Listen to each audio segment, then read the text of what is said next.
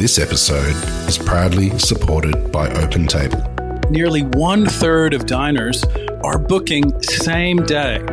So they're making those decisions on the spot. And 10% are making their bookings within just a few hours. And so it's why it's so important to have booking software like OpenTable, which allows your diners to discover you.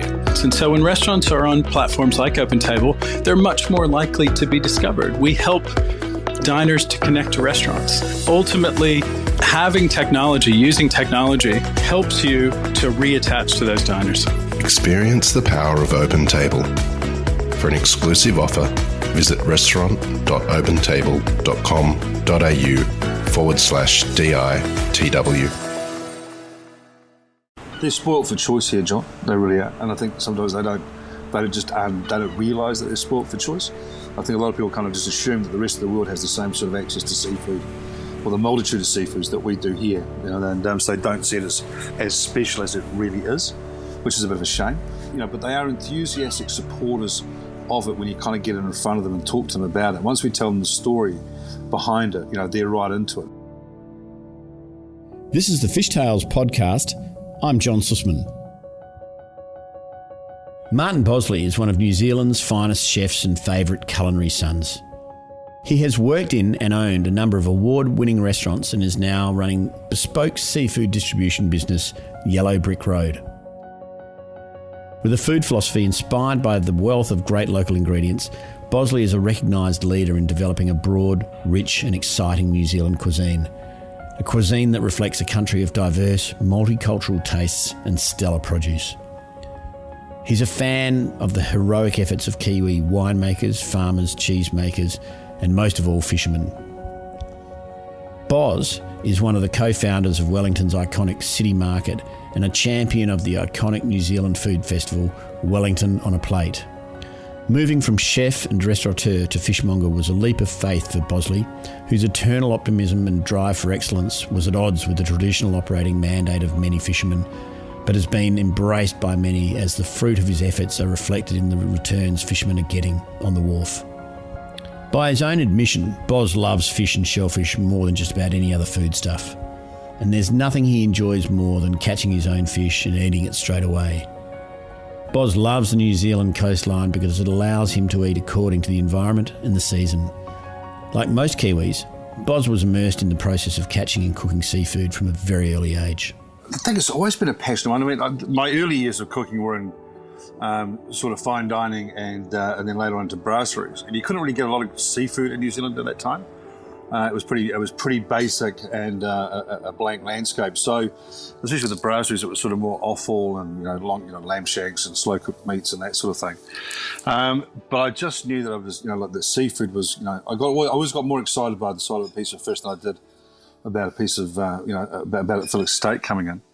And then I spent about 5 or 6 years in your fair country, living and working up in Port Douglas. And I just saw some beautiful seafood happening up there. When I came back to New Zealand, I thought, right, I know what I want to do now, and that is I wanted to open a seafood restaurant. The landscape hadn't changed much, but I just started pushing a whole lot harder against the people who were supplying fish and became generally very annoying and said, look, these are the things that I want, and I believe they're out there. And slowly but surely, I say that landscape did change. And I guess it's just always been, I still enjoy cooking meat. I think I've always just enjoyed cooking seafood more, and I think it offers you a far greater range of options and flavour profiles and methods of cookery, and whatever you can do to meat, you can do to a piece of fish, right? But beef tends to taste like beef, whereas fish just every species is different and offers you something different. And whether you're in the northern hemisphere or the southern hemisphere, we kind of recognise our local species. We know that the oysters on the on the west coast of Australia, or the east coast of Australia, and on the west coast of America, and again those sort of things are just those in terms of provenance, seafood is probably the greatest one. The influence chefs have had on the quality and consistency of seafood supply cannot be underestimated. Through open and clear dialogue, both the catchers and cooks can learn how to get more from what is caught. As chefs travel, They've had the opportunity to see and learn, passing this knowledge back to fishermen. Like a lot of chefs, like myself, who travelled overseas and had seen, a wider range of fish species available, started returning home, and we weren't happy with what we were seeing, or what we were being offered. So we really started to put the pressure on, on our fishermen for. And it wasn't even so much initially about a greater range of species being offered. It was, initially it was about the way the fish was being handled. We had guys here who were fantastic at catching fish, but just absolutely rubbish at either getting it to the market or what to, how to handle it once they'd landed it. And they'd got it off the back deck of the boat. I used to get fish in a plastic shopping bag wrapped up, in a cardboard box, no gel packs or anything. And you just, in fact, I used to go down to the local fishermen, the fishmongers here in Wellington, and there'd be Greeks and Italians just standing around, and there'd be these bins lined up literally in the driveway. With flies buzzing around, and these old guys, and sometimes these cigarettes would be resting on the side of the fish bins, and I'd go, "Can I?" They'd be, just help yourself, mate. Just weigh it on the scales on your way out. Let us know what you got. It was just so sort of free and terrible, and also we became aware that our best fish was being exported. And I remember one day standing outside this particular fishmongers, and I said, "Have you got any harpooker?" And they said, "No, we've got no harpooker at all, mate. Sorry." And at that exact moment, this forklift went past me with this great big bin on it, just full of this beautiful gleaming harpooker. And I said, "Well, what's that then?" He said, "Oh no, you can't have that, mate." He said, "That's all for export." I said, "Well, okay, look, things have got to change. So we do have harpooker, but it's all going. I said, "I will pay whatever you're getting export to get some of that fish." And they were like, no, you guys won't pay that kind of money, mate. So we were being robbed of the opportunity to buy some of the best fish. We were being robbed of some of the species that I later found out were being exported, and what I thought at a massive undervalue, because we didn't understand the value of the fish that we're catching here. We didn't understand how how a Japanese market, for instance, values stargazer, monkfish. Here we were just like, oh, look, it's just a bottom feeder, mate. No one likes that. We used to chop it up and call it poor man's crayfish. Mix it with the crayfish tail to make the crayfish go further. All these things were happening, and I just think so. It's a very long way of answering your question, Reese, but I think it was driven by the chefs who were pushing the fishermen, and the fishermen then started to push the chefs. And so, if you want this stuff, you better, you're going to have to use it, and mainly pay for it. As with other countries, New Zealand's 300 nautical kilometre exclusive economic zone gives its fishing industry special fishing rights. It covers 4.1 million square kilometres, making it the fourth largest exclusive economic zone in the world, and is 14 times the land area of New Zealand itself. New Zealand enjoys a rich and unusually complex underwater topography. Over 15,000 marine species are known to live there, about 10% of the world's diversity. Many of these are migratory species, but New Zealand's isolation means also that many of the marine species are unique to New Zealand. People always ask about, New Zealand, New Zealand cuisine. What is New Zealand cuisine? How do you define it? We don't really have, a bit like Australian, you can't really say, well, our cuisine is this. It's not like French or Italian cuisine. So what really defines us is two things. One is the quality of our produce. All right, people come in and go, "My God, this is it is just such great quality." That's because we've got really good soil, we've got an ambient climate, and we've got pristine waters in which to harvest or grow our fish. But we become really parochial. We become defined by our regions, by the fish that we eat, and that's largely driven by what we go out and catch, either just a surf casting or just when we go out in the tinny and just take the boat out, what we catch. So like in Auckland, for instance, that's snapper country. Snapper and harpooker. You'll find very few Aucklanders will go for John Dory or will even go near blue cod, because blue cod is a southern fish, and that's what the southerners eat. Butterfish is Wellington's fish. Butterfish and tarakiki, or tiraki, as you guys would say, is regional to sort of Wellington. So we get a bit of snapper off the west coast of New Zealand, and they would argue that it's a much better eating snapper than that's coming off the east coast. We sort of we'd argue quite vociferously about these things. Whitebait is better off the west coast of the South Island than it is off the east coast of the North Island. And again, people they'll argue those regional differences as being which one is better. again, the power isn't always around the whole coast. It tends to be just around down the east coast of New Zealand, and it's between sort of quite a defined area. And we love it on this side of the country, and over on the west coast, not so keen. Every culture has foods which are special to their culture, the place and the people. Locals always claim their local special food is significant and transforming. Rarely do these special foods create the raw emotion, pride and protectionist attitude of two seasonal specialties found in New Zealand. Both whitebait and bluff oysters have cult status in the land of the long white cloud. Whilst rarely exported, both whitebait and bluff oysters have global acclaim alongside the New Zealand All Black rugby team and the most famous indigenous fruit, the kiwi. Yeah, whitebait is an actually fascinating. The fish itself is fascinating. So there's basically five species that make up the whitebait family, or what we call inunga. Sorry, excuse me. They're a korpua, banded korpua, small fish, totally translucent, and so when you catch them, they're a freshwater fish, but they come in from the salt water. They come in at a certain time of the year. Usually they start around sort of August, September is when the season will get going for that. And when you catch them, you sort of you'll take your net down to the river. And you'll have a river net, which is like a bit of a basket that's got a trap in it, and you put these white strips of plastic or road cone or white bit of plastic colouring down into the riverbed, so you can see the fish as they swim across the top, because they've got these little banded black lines that run down the length of them, and we regard them as a huge delicacy.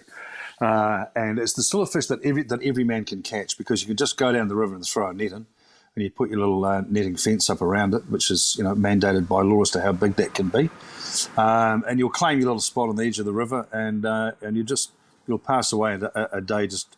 You might get one whitebait, or you might get several hundred kilos, depending on where you are and what's going on.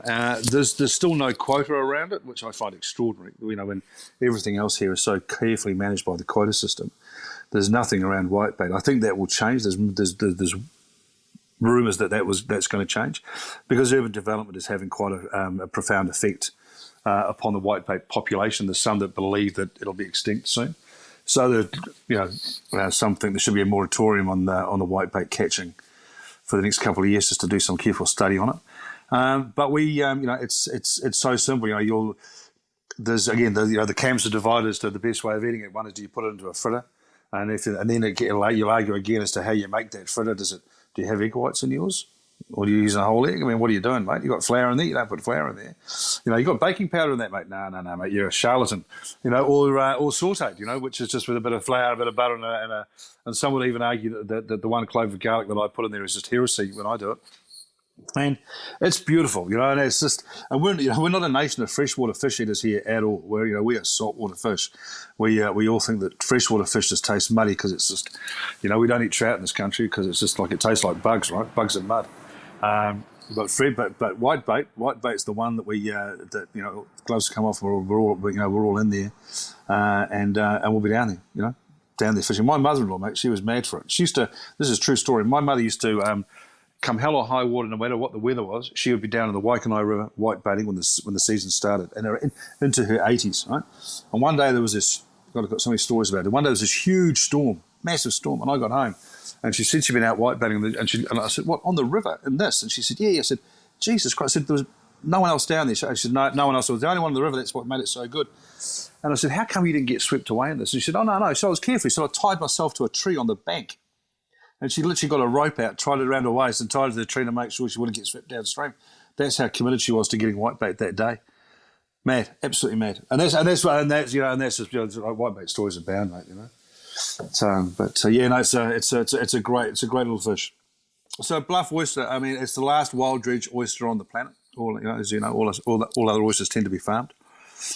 And those deep, cold waters of the Fovo Strait, incredibly tough conditions to go fishing in. It makes deadliest catch look like a calm day out in the water down there. I've never seen men work so hard, mate, on the back of a boat. This is the very bottom rates you get. Yeah. So you leave Bluff at the bottom of the South Island, right? You go out into the Fovo Strait. Next stop is Antarctica. There is nothing between you and the snow and the ice, right? So the wind comes up there, and the chill that goes right through you cuts you to the bone. And these rolling seas, if you're not pitching, you're rolling. It's just extraordinary, right? It's rough as hell. And these men are out there, and so it's a dredge oyster. So they drop the dredge over the side of the boat, and it goes around. There's about 14 boats is the entire fleet, bluff fleet, and they'll go out and they'll fish the season. And the season starts 1 March and goes through till usually sort of end of May, June, depending on it's quite heavily managed by the quota system. It's a flat, a European flat shell oyster. It's the only one we have in this country, and it's just, I say, because those cold waters. It's high in the sort of zinc minerality. It's got a high saline content because of where it is. It's these sort of silt beds. There's a sort of 4 rivers that sort of pour out into the Foveaux Strait, and they carry with it quite a bit of silt that goes out there, and the oysters just sit there. And they are one of the greatest delicacies known to man. They are just beautiful. I've got a punnet in the fridge as we speak for my supper later on. They are so good. And again, and it's just, again, it's a region. It's a seasonal thing as well. Like, all the other oyster farmers may as well just shut up shop the moment the bluff oyster season starts, because no one wants any other oyster to eat. And I always tell chefs, like, just take all the entrees off your menus, mate, because you're not going to sell anything other than bluff oysters. People go nuts for it. It'll be $60 a dozen, but all of a sudden people don't care. Kiwis have a natural affinity with nature. Hunting and fishing, whilst being staunch protectors of the flora and fauna that surrounds them, is built into their psyche from an early age.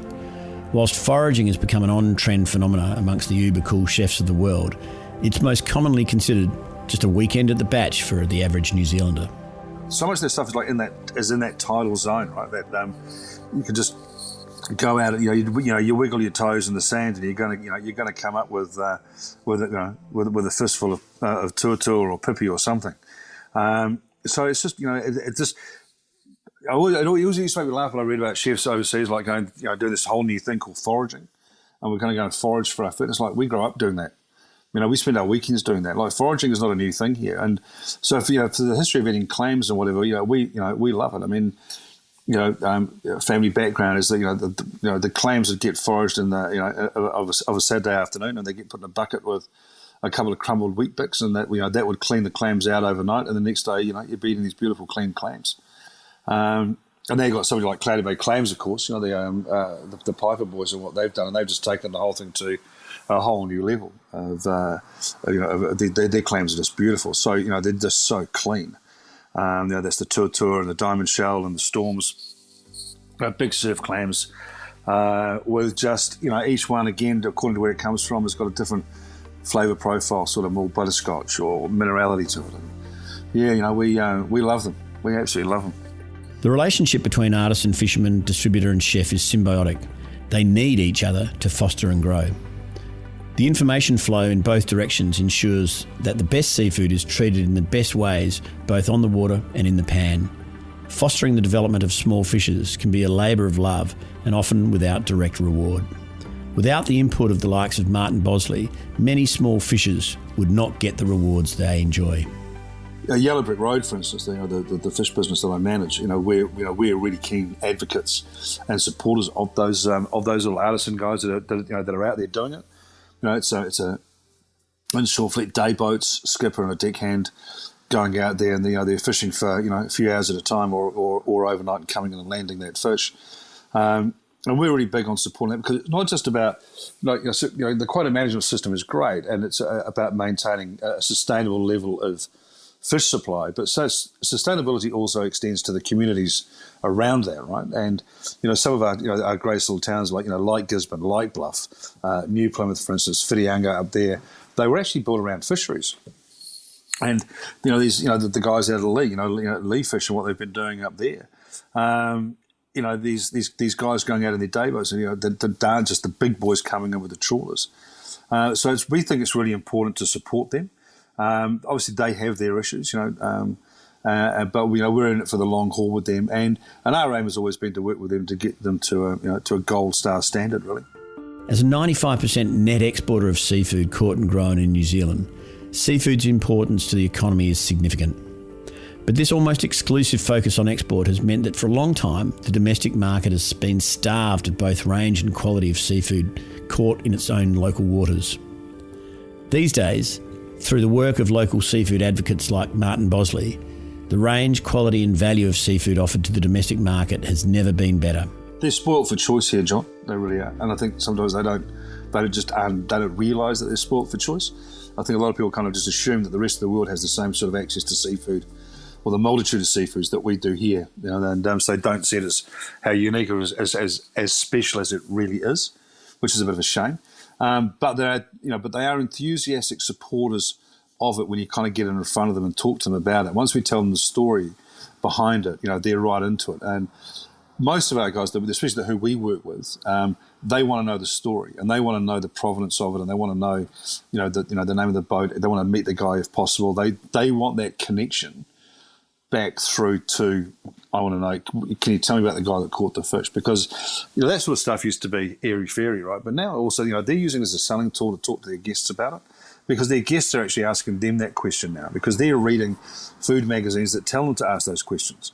So they have to be better armed, right, with with the knowledge. So the chefs are sort of seeing a high value in sourcing those kind of ingredients, or that level of ingredient, I should say. Boz is excited about the prospects for New Zealand seafood. He firmly believes the future is bright, with an intergenerational change bringing fresh new ideas and new approaches. So young guys. You've got young Nathan down there at Gravity Fishing. Again, he's out of Bluff. He's part of the Irwin family, which is New Zealand's oldest fishing family, or longest fishing family, I should say. And he's a young guy, and he's really bringing a great attitude to what he's doing. He's line catching. He's big on the social media as well, like showing people what he's doing, and the live catch, which has been great in making people aware of what's going, of actually just what goes into getting the fish to their plate, basically.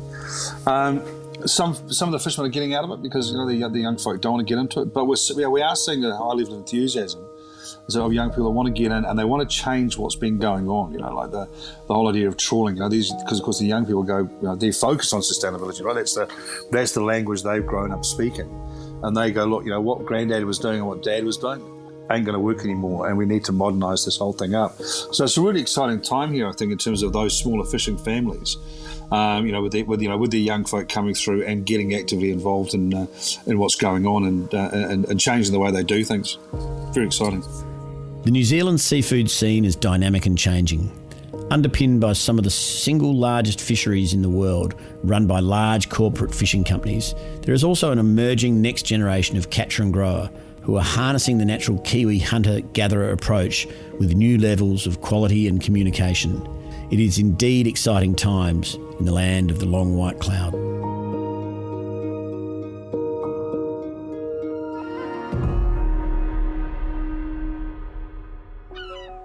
This is the Fish Tales podcast, a Deep in the Weeds production.